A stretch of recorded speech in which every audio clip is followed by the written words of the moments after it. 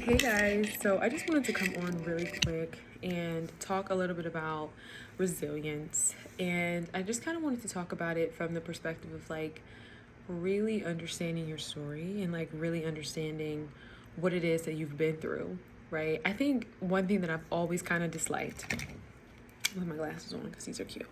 One thing that I've always kind of just disliked is the brushing over and the sweeping over. Like, I always been the type of person to believe that if you've gone through something, the only way to really press forward, press in, and move onward and upward is through acknowledging what you've gone through. And I think we just kind of live in a society today where we really don't have time for healing. We really don't have time for compassion and like empathy for one another and for what it is that people have gone through. I don't look like what I've been through, by the grace of God. But I truly believe that it takes time, you know? It really takes time. I sit where I am in my life and I look and I just think about all that I've been through. And I truly believe it's like by the grace of God that I've been delivered from certain things. And it's really sad because we always talk about your new, your breakthrough, your beginning, or just like change or, negative people and negative environments. But it's not really until you're removed from a thing that you're able to just see how bad it really was. So I just wanted to get on here and just let you guys know that like I see you, I see you, I see you trying. And when you get hard on yourself, right, and you find yourself in that new season and you feel like an imposter and you feel like you can't do it and you feel like you don't have what it takes or whatever the case may be, right, you start to feel insecure and you start to feel incompetent. I just want you to know, like, think about all the times you've persevered when the foot was on your neck, when it really didn't even make sense for you to move onward, but you decided to continue to press forward and press in and to do the thing in spite of the odds being stacked against you. So one thing that I've learned about people, and even as someone who is entrepreneurial, putting in the work and moving forward in my life, people will never see how many times you fall. And I think because of that, right, we are so programmed to only see the wins. And I think people only see that as well, but they have no idea. They have no idea how many losses you've taken.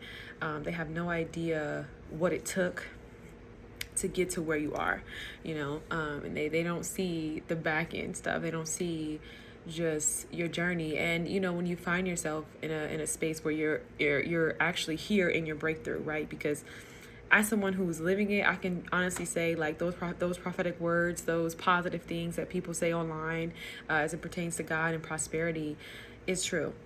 God really will bring you a breakthrough in your life. So I just kind of wanted to say, like, when it does happen, believe it.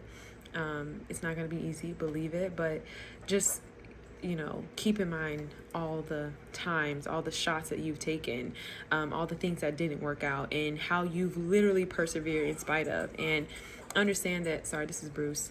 Come here, Bruce. Understand that there is so much truth in if you've made it this far, right, and you're finally on the other side, you're no longer dealing with the chaos and the confusion and the drama. Why would you give up now, right? Because sometimes when you get out of that and you're like, okay, that was crazy. You know what I mean? And now you're on the other side and there's still work to be done and you just feel exhausted. You're like, I'm tired, but you have to really keep in mind, like, okay, yes, there's still work to be done, but it's like, one, you're closer than you've ever been, and two, why would you give up now? So when you find yourself in that space and you getting hard on yourself, be mindful of your story. My story is still being written. Your story is still being written. So be mindful of what story you share and what you want to tell and how you want to tell it, because so much of our suffering, I believe, can be due to our thoughts and how we tell our stories and how we frame and narrate the things that we've gone through and how we share our experiences with others. So we are overcomers, you're an overcomer, and everything's going to be great. So I just wanted to kind of get on here and just say you're doing great. You are competent, you are capable. So much of the procrastination that we experience is all in our minds.